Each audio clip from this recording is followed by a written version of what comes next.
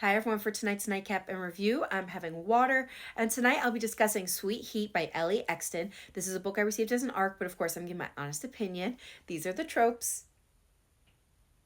Content warnings. My rating for this book is 4.75, so what's it about? So this book is about Posey, who was in a car accident when she was younger that resulted in the loss of her sense of smell. As an Omega in a world where scent is so important, the loss of this sense has affected her every aspect of her life. So she's been focusing on growing her jewelry business, college, and her girl squad. She's also sworn off alphas because what's the point if she can't verify if they're her scent match, as well as she has a tiny little obsession with her brother's best friend, who is a catcher on the local professional baseball team. But the thing is, he hates her, and for good reason, as she was responsible for the car accident that killed his parents.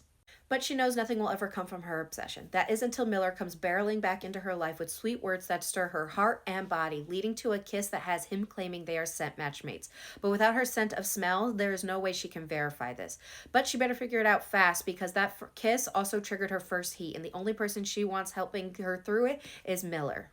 So what are my thoughts? Again, I'm giving this a 4.75. I had a blast reading this. It was such a fun read, and I absolutely adored Miller, who, if I was to choose a book boyfriend, it would be him, because he was the perfect blend of sweet and dark with the possessiveness, obsessiveness, and stalking, which I know sound like bad things to some people, but with this book, he was just truly doing it in a way to take care of her and keep an eye on her and to cater to her every desire. In no way was this to stifle or restrict her.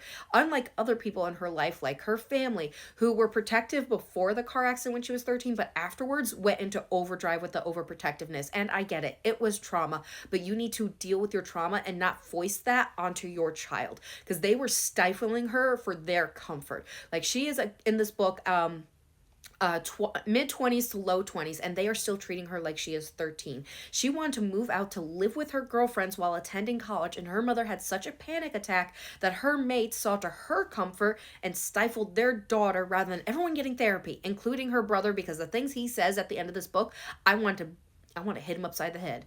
Like what he was saying, that was insane. They all need to deal with their trauma and stop putting it on her to take care of their needs.